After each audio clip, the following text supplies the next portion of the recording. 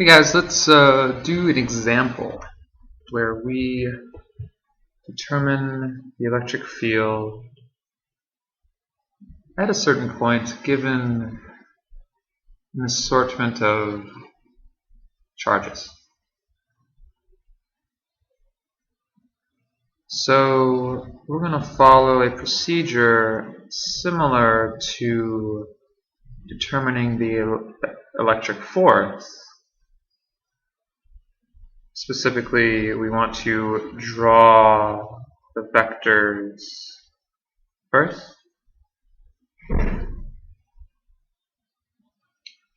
Reminding ourselves, of course, from the previous video that we use a positive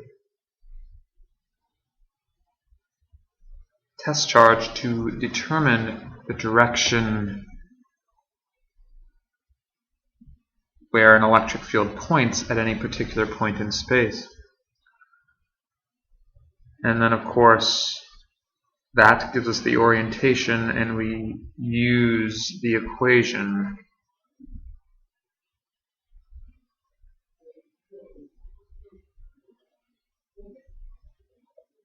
for the value or the magnitude of those vectors. And then you, of course, I'm not going to write it as a separate step. You add or subtract or add them tail to head, like we did in class. So the equation for electric field is this.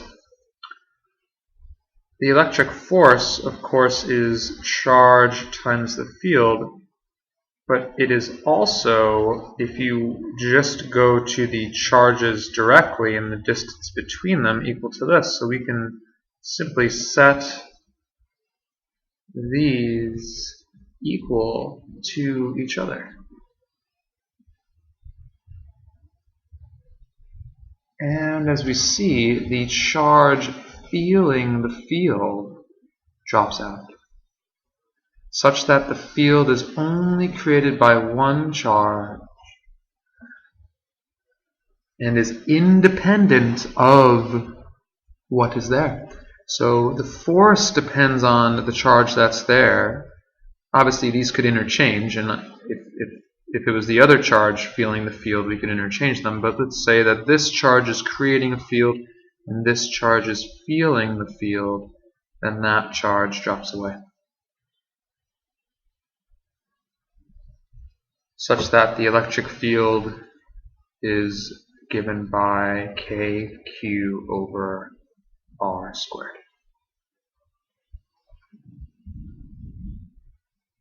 And points in the direction where a positive charge would go.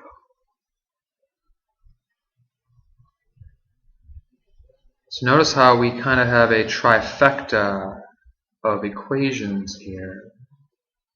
These two can combine to get this, these two can combine to get this, and these two can combine to get this. They all are the same thing, basically saying that the electric field is the same as electric force, except for one key difference.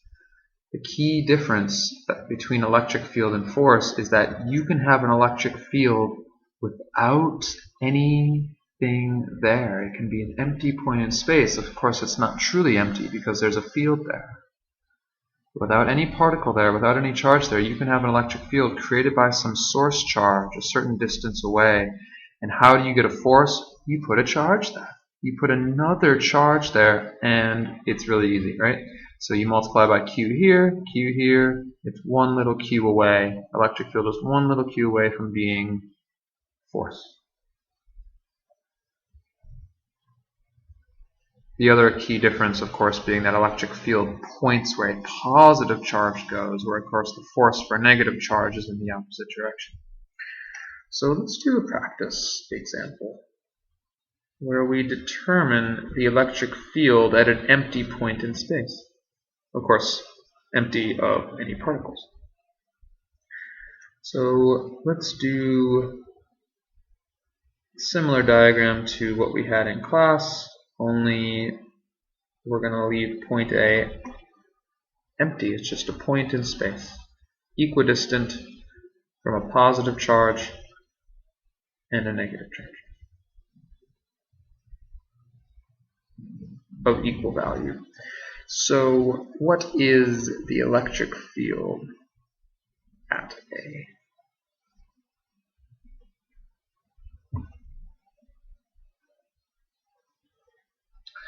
We want to draw the vectors first. So to do so, we need to test the electric field. How do you test an electric field? You put a positive test charge there.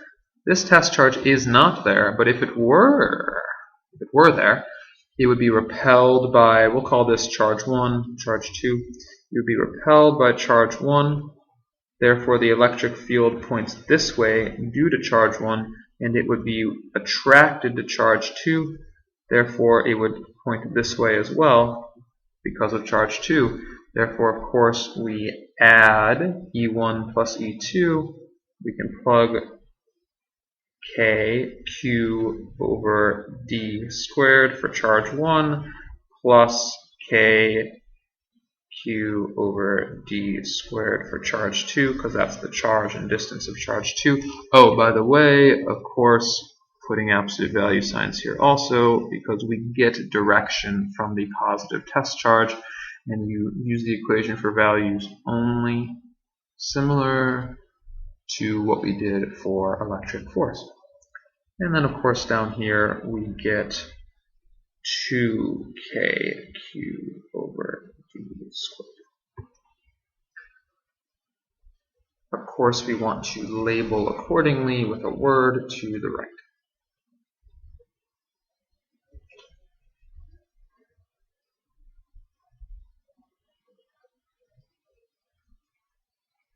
And there you go. It's really easy. Remember, never plug in negative signs. You use a positive test charge to determine the direction, and then you add as vectors. So we'll do a couple more examples like this in class. It should look very familiar to how you deal with electric force, except that it's independent of what's at A. So for instance, if I put a negative charge at A, what's it going to do? Firstly, it will not change this value. The force on the little q will equal its charge times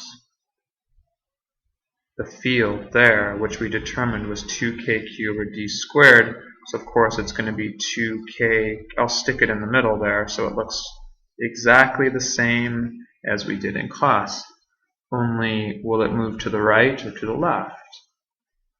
Well, of course, the field points to the right and the negative charge will go in the opposite direction. To the left.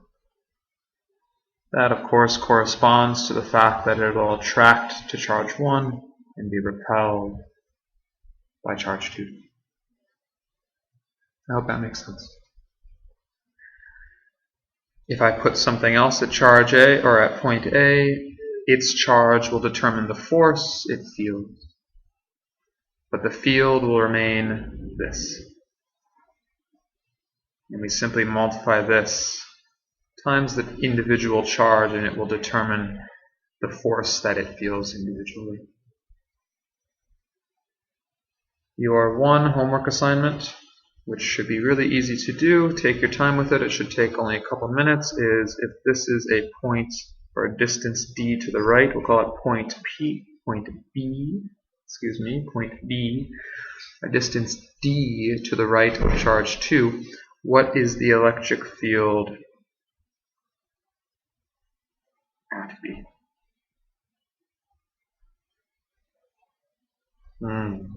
Good question. Remember, draw the vectors first, using a positive test charge, plugging in numbers into the equation, paying attention to distance to each charge, and then adding or subtracting depending on which direction they point in. Easy done. We'll do this in class and of course many more fun examples. See you guys tomorrow.